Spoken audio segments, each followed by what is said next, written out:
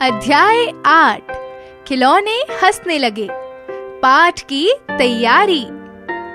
आओ घर बनाएं।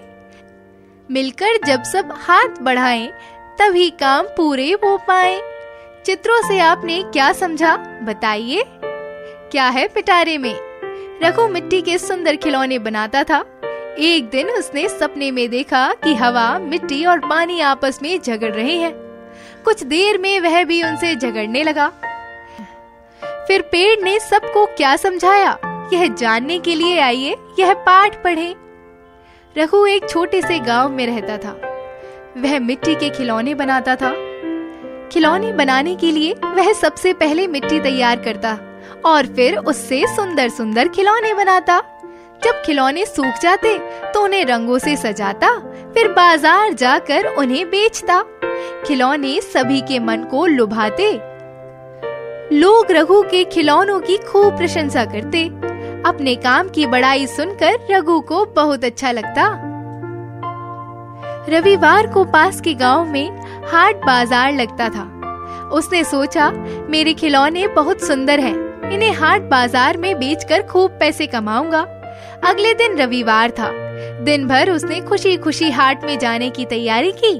रात हुई तो वह खाना खाकर चारपाई पर लेट गया। अपने खिलौनों के बारे में सोचते सोचते उसे नींद आ गई।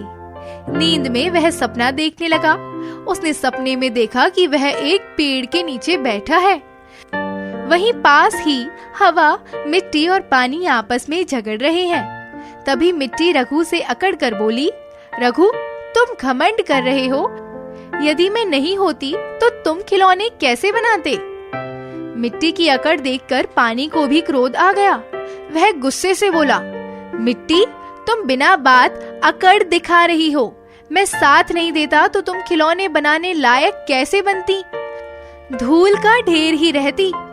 हवा दोनों की बातें सुन रही थी। वह तपाक से बोली, केवल तुम दोनों के मिलाने से ही खिलौने नहीं बने, मैं ही उनको सुखाती हूँ।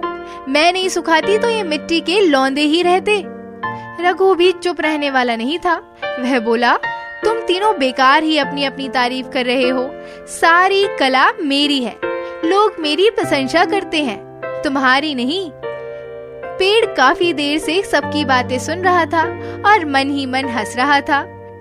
जब उससे रहा नहीं गया तो वह बोला, आपस में क्यों झगड़ रहे हो?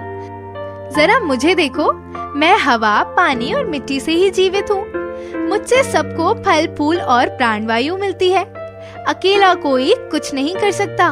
ईश्वर ने सभी को कोई ना कोई खूबी दी है। जब सब मिलकर काम करते हैं तभी यह संसार सुंदर बनता है।